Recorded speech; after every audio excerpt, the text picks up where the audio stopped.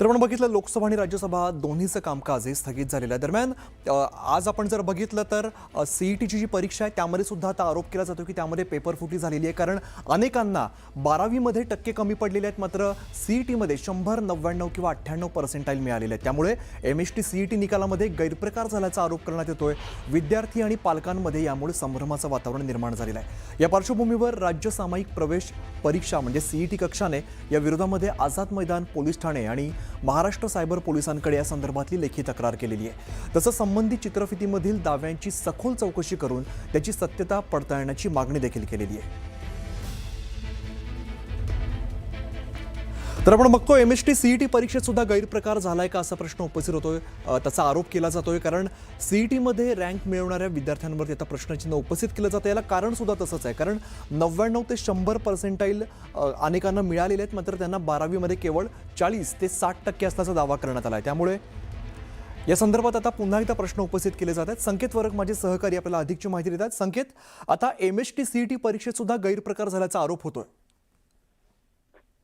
आपण जर पाहिलं तर आता एमएचटी सीईटी मध्ये गैरप्रकार झालाय का असा प्रश्न उपस्थित झालाय। त्याचं कारण म्हणजे काही व्हिडिओज जे आहेत ते सध्या सोशल मीडियावरती युट्यूबवरती स्पेसिफिकली व्हायरल होत आहेत आणि त्याच्यामध्ये दावा केला जातोय की एमएचटी सीईटीचा जो आहे कुठेतरी स्कॅम झालाय किंवा कुठेतरी फ्रॉड झाल्याचं म्हटलंय।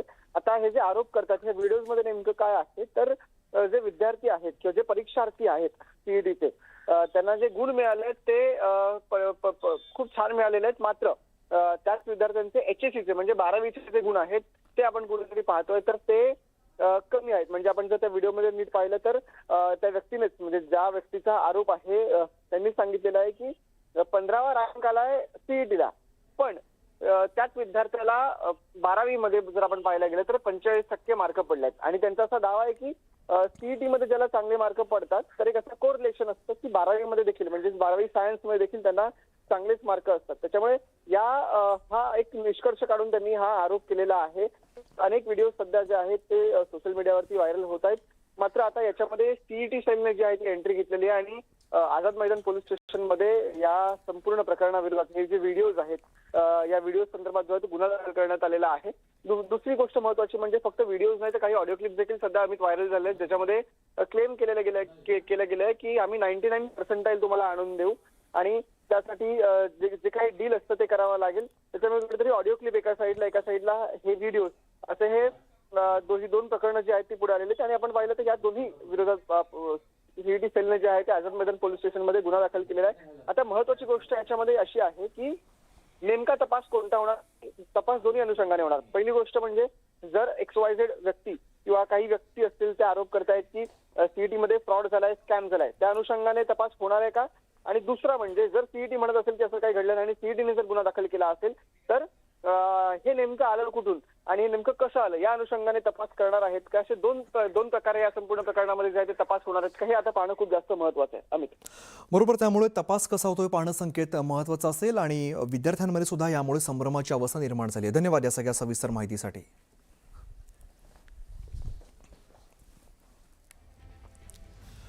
तर आपण बघतोय सीईटी परीक्षेत सुद्धा गैरप्रकार झाल्याचा आरोप करण्यात आलेला आहे। एमएसटी सीईटी परीक्षेत गैरप्रकार झाला असा आरोप होतोय, कारण सीईटी मध्ये आता ज्यांनी रँक मिळवलेला या विद्यार्थ्यांवरती प्रश्नचिन्ह उपस्थित होतं। याचं कारण म्हणजे 99 ते 100% मिळाल्यानंतर हे प्रश्नचिन्ह उपस्थित होतंय आणि त्याच विद्यार्थ्यांना 12वीत मात्र केवळ 40 ते 60% असल्याचा दावा केलेला आहे। दरम्यान या सगळ्या प्रकरणात सीईटी सेलने एंट्री घेतली आणि सीईटी सेलने गैरप्रकार झाल्याचे आरोप सगळे फेटाळलेले आहेत। त्यामुळे पुन्हा एकदा या सगळ्या संदर्भात प्रश्नचिन्ह उपस्थित होतंय। इयत्ता 12वी मध्ये कमी टक्के मिळालेल्या विद्यार्थ्यांना सीईटी मध्ये मात्र 100, 99 आणि 98% मिळालेले आहेत। तर एमएसटी सीईटी परीक्षेचा निकाल जाहीर झाल्यानंतर या परीक्षेबाबत देखील आता प्रश्न उपस्थित होतो। नांदेडमधील भाजप नगरसेवकाच्या मुलांना मिळालेल्या गुणांवरून काँग्रेसने पेपर फुटीचा आरोप केलेला आहे। भाजपाचे नगरसेवक आशिष नेरळकर यांचा मुलगा आणि मुलीला एमएसटी सीईटी मध्ये 99% मिळालेत, मात्र आशिष नेरळकर यांचा मुलगा आणि मुलीला 12वीत PCM मध्ये 56 आणि 51%, तर JEE मध्ये 51% आणि 28% गुण मिळालेत। मग आता एमएसटी सीईटी मध्ये 99% कसे मिळाले असा प्रश्न आता काँग्रेसचे प्रवक्ते बालाजी गाडे यांनी उपस्थित केला आहे। अनुक्रमे 12वीला मार्क 56%, 51% असे मार्क आहेत पीसीएम ग्रुपमध्ये. आणि जेईच्या परीक्षेमध्ये 51% आणि 28% त्यांना मार्क आले. मात्र MHCETच्या परीक्षेमध्ये त्यांना 99% आलेले आहेत. हा अजब प्रकार नांदेड जिल्ह्यातल्या MHCETच्या या विद्यार्थ्यांचा भारतीय जनता पक्षाच्या घडलेला आहे. यामागची कारणं काय? यांना पेपर कुठून मिळाला? एकीकडे गुणवत्ता दिसत नाहीये आणि दुसरीकडे मात्र 99% येतंय. हे भाजपच्या घरात येणारी गुणवत्ता 100% पेपर फुटीतनं येते. ब्रेकनंतर स्वागत. एक मोठी आणि महत्त्वाची बातमी आपल्याला बघायची आहे. इयत्ता 12वीमध्ये कमी टक्के मिळालेल्या विद्यार्थ्यांना CETमध्ये मात्र 100, 99 किंवा 98% मिळालेले आहेत आणि त्यामुळे MHT CET निकालामध्ये गैरप्रकार झाल्याचा आरोप करण्यात येतोय.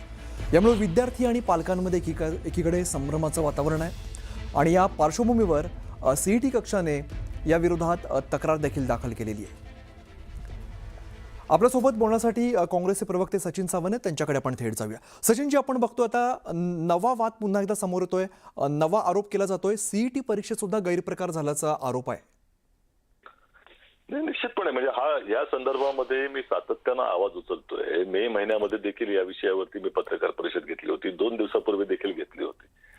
सातत्यानं या तक्रारी ज्या येत आहेत आणि आपण जर अभ्यास केला तर 2023 पासून PCM मध्ये म्हणजे 12वीच्या PCM मध्ये 70%, 60%, 45% म्हणजे 40%च्या खालचेही असलेले ज्यांना मार्क मिळत आहेत याच्या 12वीला, त्यांना MHCETच्या या परीक्षेमध्ये 99% पेक्षा जास्त मार्क मिळत आहेत. 100% ते पोहोचतायत पर्सेंटाईल पर्यंत.